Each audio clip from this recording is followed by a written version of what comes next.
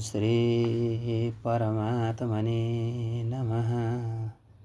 ओम हरे नमः। सच्चिदानन्दरूपाय विश्वोत्पत्त्यादिहेतवे तापत्रय विनाशाय श्रीकृष्णाय वयं नमः। मायाका दुई पंक्तिहरू छन्, आवरण शक्ति र विक्षेप शक्ति। दुई शक्तिहरूमा आवरण शक्तिले परमात्मालाई लुकाइरहन्छ। विक्षेप मायाको शक्तिले ईश्वरको अधिष्ठानमा नै जगतको भास गराउँछ। ईश्वरमा जगतको भास गराउँछ। अधिकारको दृष्टान्तद्वारा यो सिद्धान्तलाई सम्झाएको छ। जो छैन त्यो भुलले देखिन्छ र जो छ त्यो देखिँदैन। आत्मस्वरूपको विस्मरण नै माया हो। आफ्नो स्वरूपको विस्मृति स्वप्न नै हो। जसले स्वप्न देख्दछ त्यो देख्नेवाला साँचो हुन्छ। देखुन्जेल त स्वप्न साँचै जस्तो लाग्छ नि, त बिउजिसकेपछि पो ओहो त्यो त स्वप्न पो रहेछ भनेर त बिउजिसकेपछि थाहा हुन्छ। नबिउजिनुदेल त त्यही स्वप्न नै साँचो हुन्छ। स्वप्नमा एउटै पुरुष दुईटा देखिन्छ। तात्विक दृष्टिबाट हेर्यौँ भने स्वप्नको साक्षी र प्रमाता एउटै हुन्छ। त्यो जब बिउजन्छ तब उसलाई विश्वास भइहाल्छ कि म घरमा पलङमा पो सुतिरहेको रहेछु। स्वप्नको पुरुष भिन्न हुन्छ। जगतको ब्रह्म तत्त्व एउटै हो, तर मायाको कारणले अनेक तत्त्वको भाषा हुन जान्छ। माया जीवनसँग जोडिएको छ। यो माया जीवनसँग कहिलेदेखि मिल्न आयो भन्न सकिन्न, किनभने माया अनादि हो। त्यसको मूल खोज्ने आवश्यकता छैन। मायाको अर्थ हो अज्ञान। अज्ञान कहिलेदेखि सुरु भयो यो जान्नुपर्ने के आवश्यकता छ र? माया जीवनसँग कहिलेदेखि लागे त्यसको विचार नगरो, त्यसको समाधान कसैले गर्न पनि सक्दैन। कहिले विस्मरण भयो यो भन्न नै सकिँदैन। त्यसै किसिमबाट अज्ञानको कहिले आरम्भ भयो यो पनि भन्न सकिन्न। तर अज्ञानको तात्कालिक विनाश गर्नु जरुरी छ। वस्त्रमा दाग लाग्यो भने त्यो कसरी लाग्यो, कुन ठाउँमा लाग्यो, कुन चाहिँ मसी होला, त्यहाँदेखि विचार गर्नुको साटो त्यस दागलाई तुरुन्त नै हटाउनु जाति हुन्छ। विचार गरिरहनु पर्दैन। जस्तो बत्ती बालिन्छ अन्धकारमा भने कुन तेलबाट बत्ती बल्यो अनि त्यसपछि सलेदो कस्तो छ, त्यो बत्ती काटेको कति सुते हो, दियो कत्रो छ, यो त्यसतिर लागिरहनु जरुरी छैन। जरुरी के छ त भन्दा अँध्यारो थियो उज्यालो भयो त्यतातिर लाग्नुपर्छ। कहिले विस्मरण भयो त्यो भन्न सकिँदैन। त्यसर्थ लुगामा दाग लाग्यो भने त्यो दाग हटाउने हो। कसरी लाग्यो, किन लाग्यो, केबाट लाग्यो त्यतातिर लाग्ने नै होइन। त्यतातिर लाग्न थाल्यो भने दुःख सुरु भयो। बत्ती कहाँबाट बल्यो, कसरी बल्यो, तेल के थियो, त्यहाँ बत्ती कति सलेदो कति सुते थियो, दियो कत्रो थियो, त्यतातिर लाग्यो भने घिउ हो कि तेल हो कि यो दुःखको कारण हो। विचार गर्नुको साटो हो। त्यस अन्धकार हट्यो अथवा वस्त्रको दाग हट्यो त्यो चाहिँ सम्झनु पर्दछ। यसरी सम्झेर लुगामा दाग लाग्यो भने अथवा बत्ती बल्यो भने जसरी अन्धकार हट्यो, जसरी दाग हटाउन लाग्यो त्यसरी सोच्नुपर्छ। मायालाई दर्शन गर्ने सुदामाको इच्छा भएपछि उनले श्री कृष्णसँग भने, हजुरको मायाको म दर्शन गर्न चाहन्छु। त्यो कस्तो हुन्छ? श्री कृष्णले भन्नुभयो, समय आएपछि त्यसको दर्शन गराउनेछु। जाउँ पहिले गोमतीमा स्नान गरिहालौँ। दुवै गोमती किनारमा आएर नुहाउन थाले। भगवान् त नुहाएर पीताम्बर लगाउन थाल्नुभयो। सुदामाले गोमतीको जलमा डुबुल्की मारे। त्यही समयमा भगवान्ले आफ्ना मायाको दर्शन दिनुभयो। सुदामालाई यस्तो लाग्यो कि गोमतीमा बाढी आएको छ, त्यसमा उनी बगेर गइरहेका रहेछन्। उनले एउटा घाटको आश्रय लिए। घुम्दै फिर्दै उनी एउटा गाउँ नजिक आइपुगे। त्यहाँ एउटी ढोइले उनको घाँटीमा फुलमाला लगाइदिन्। मानिसहरूले सुदामालाई भने, हाम्रा देशका राजाको मृत्यु भएको छ। यस गाउँको नियम छ कि पहिले राजाको मृत्युपछि यो हात्तीको ढोइले जसलाई माला लगाइदिन्छन् त्यही राजा हुन्छ। त्यसकारण अब हजुर हाम्रो देशको राजा हुनुभयो। सुदामा राजा भए।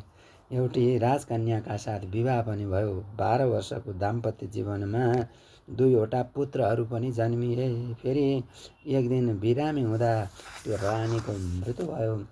मृत्यु भएपछि सुदामा दुःखले रुन थाले, पत्नी पत्नी भनेर। किनभने ती रानी सुन्दर र सुशील पनि थिइन्। मानिसहरूले सुदामालाई भने, नरुनुहोस्, हाम्रा मायापुरीको नियम छ कि तपाईँकी दुलाई जहाँ गएकी छन् उहाँ तपाईँले पनि जानुपर्छ। पत्नीको चितामा तपाईँलाई पनि प्रवेश गर्नइन्छ, त्यसैले तपाईँले चिन्ता गर्नु पर्दैन भनेर त्यहाँका जनताहरूले भने। अब सुदामाले दुलैका निमित्त रुन छाडे, किनभने अब म मर्न पर्ने रहेछ। अब सुदामाले जो दुलैका निमित्त रुन छाडेर आफ्ना निमित्त रुन थाले। हाय हाय, अब मेरो के गति होला? उनले मानिसलाई भने, अब मलाई त्यसरी चितामा हाल्नै नै पर्ने हो। म त परदेशी हुँ नि। तपाईँको गाउँको कानुन ममाथि लागु हुन सक्दैन। मलाई एकपटक स्नान सन्ध्या गर्न दिनुहोस्, अनि इच्छा लाग्छ भने बरु मलाई चितामा लगाउनु भनेर उनी नुहाउन गए त 4 पुरुषले रखबारी गर्न थाले कि कहीँ सुदामा भागेर नजाउन्। सुदामा खुब डराए। आत्तिएर उनी परमात्माको स्मरण गर्न थाले। उनी रुँदै रुँदै नदी माझतिर आए। त्यस बेला भगवान् त किनारमा उभिएर पीताम्बर पहिरहनु भएको रहेछ। भगवान्ले सोध्नुभयो, तिमी किन रोइरहेको सुदामा? सुदामाले भने, त्यो सब कहाँ गयो? यो सब क्या हो? मेरो सम्झना त केही आउँदैन। भगवान्ले भन्नुभयो, यही हो परमात्माको माया भनेको। यही मेरी माया हुन्। मेरा बिना जो आभास हुन्छ त्यही मेरी माया हो। मायाको अर्थ हो विस्मरणमा निषेधात्मक र या हकारात्मक। यस प्रकार जो हुँदैन र उसले देख्छ त्यही नै परमात्माको माया हो। मायाका 3 प्रकार छन्, स्वमोहिका, स्वजन मोहिका, विमुखजन मोहिका। जो सतत ब्रह्म दृष्टि राख्दछ त्यसलाई मायाले समाउन सक्दिनन्। माया जीवसँग टाँसिरहेकी हुन्छन्, जो सिद्धान्त तत्त्व दृष्टिबाट साँचो हुँदैन। माया नर्तकी हो, त्यसले सबैलाई नचाउँदछिन्। नर्तकी मायाको मोहबाट छुट्नु छ भने नर्तकी शब्दलाई हटाइदेऊ, उल्टाइदेऊ, तब हुनेछ कीर्तन।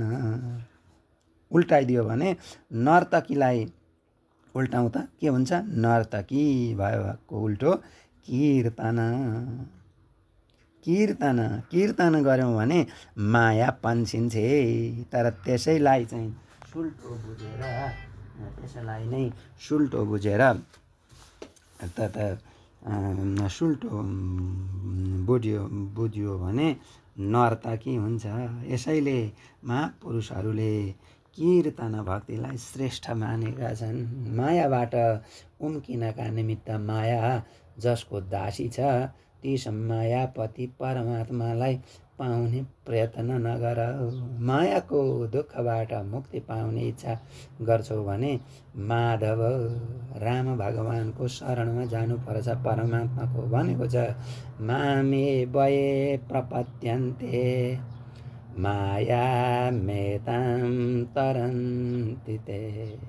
मलाई जो भज्दछन् ती यस दुस्तर माया अथवा संसारलाई पार गर्दछन् र तर्दछन्। तस्मात् सर्वात्मना राजन् हरि सर्वत्र सर्वदा श्रोतव्य कीर्तितव्य मर्तव्यो भगवान्येन। यसरी भनेको छ परमात्माले उहाँको कीर्तन गरेपछि उहाँको चिन्तन गरेपछि नतार्ने भने कसैलाई पनि हुँदैन। यति कीर्तनं यत् मरणं यदीक्षणं यद्द्वन्द्वनं यत् श्रवणं यदर्हणं लोकस्य सद्यो विधुनोति कल्मषं तस्मै सुभद्र श्रवसे नमो नमः। भगवानको कीर्तनले उत्तिखेरै नै पाप नष्ट हुन्छ। फेरि नतर्ने भनेको कोही पनि छैन। तपस्विनो परायशविनो मनस्विनो मन वेदा सुमङ्गला क्षेमं न विन्दन्ति विनाय दर्पणं तस्मै सुभद्र श्रवसे नमो नमः।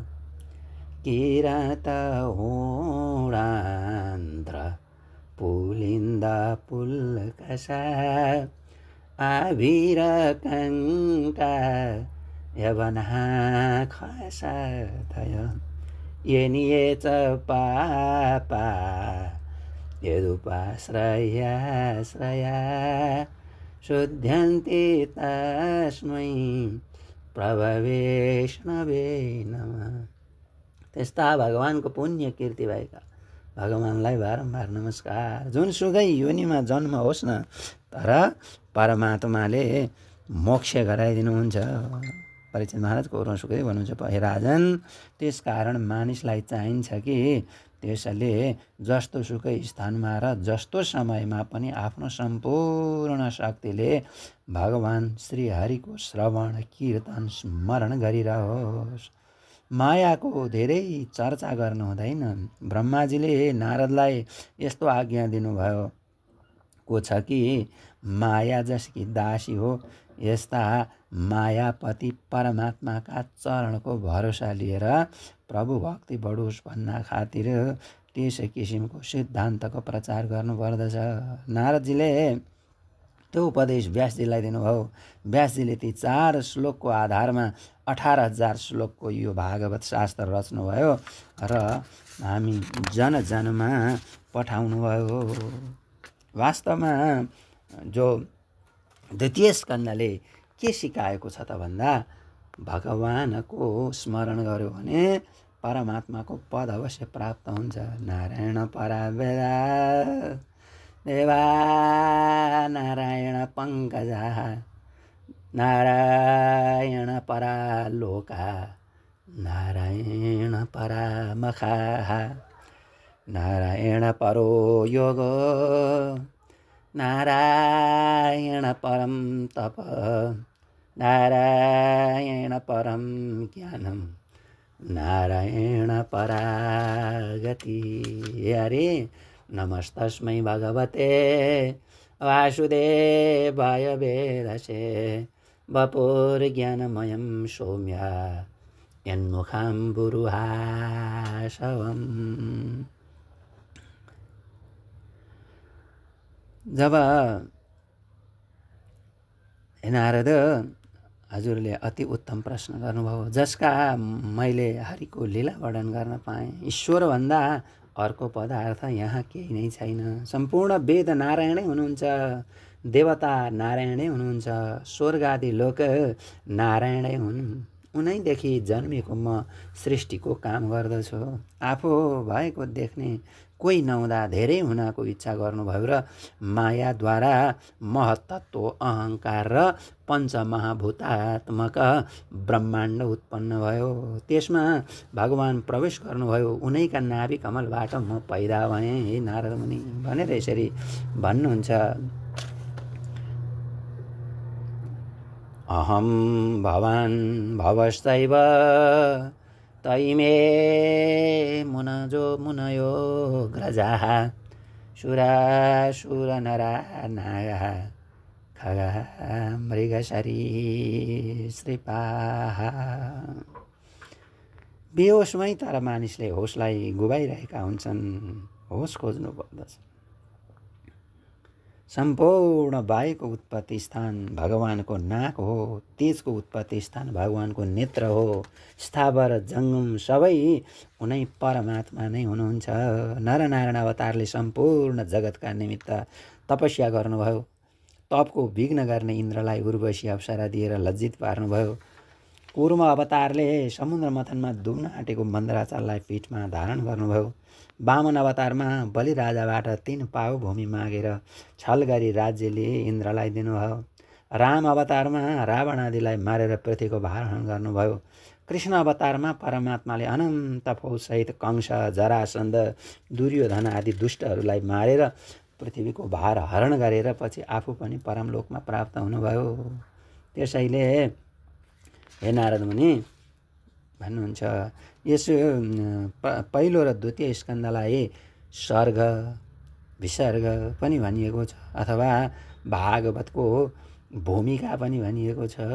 यसैले हामीले भागवतका लक्षणहरू 10 लक्षणदेखि लिएर जस्तो चुम्बकका नजिकले फलाम चल्न सक्छ, त्यस्तै चुम्बक जस्ता ईश्वर बिना काल, कर्म, द्रव्य, स्वभावहरू केही पनि गर्न सक्दैनन्। भगवानको स्थूल रूप यही ब्रह्माण्ड हो। पृथ्वी आदि 8 तत्त्वले छोपिएको छ।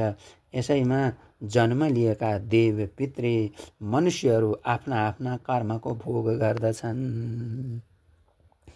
अत्र सर्गो विसर्गश्च स्थानं पोषणमोतयः मन्वन्तरेशानुकथा निरोधो मुक्तिराश्रयः।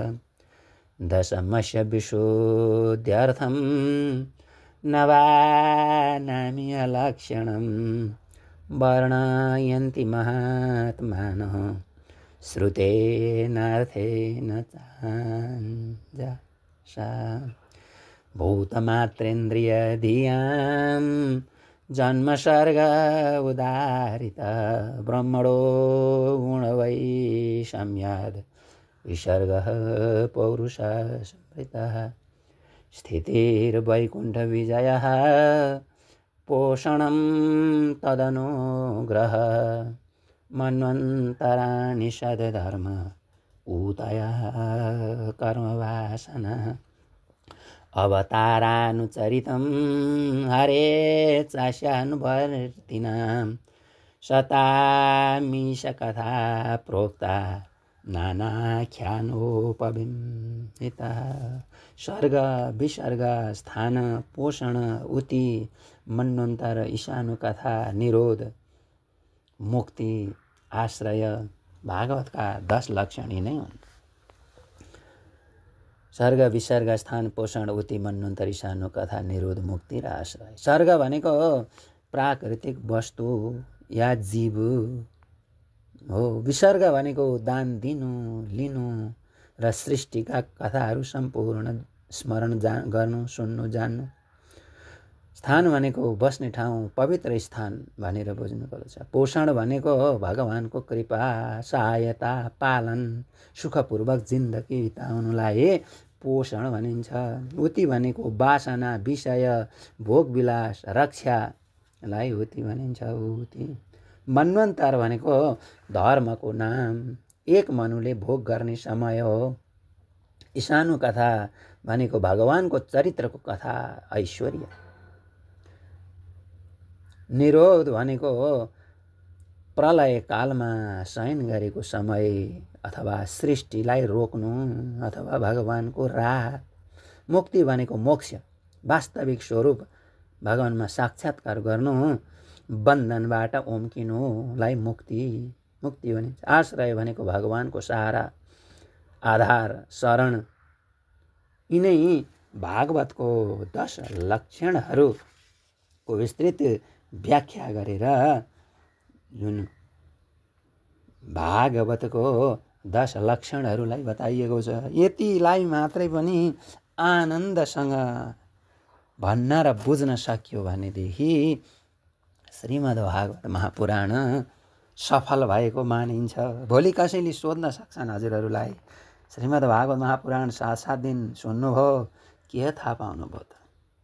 हजुरहरूले भनिदिनु होला, हामीले भगवानको आश्रय लिनुपर्ने रहेछ, भगवानको नाम स्मरण गर्नुपर्ने रहेछ।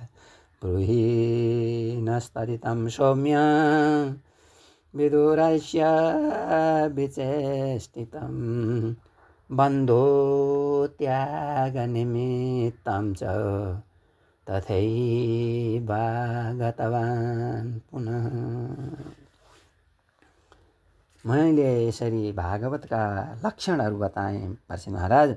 अब हजुरलाई के सुन्ने इच्छा छ भनेर परीक्षित महाराजको सुखदेव सोध्नुभयो।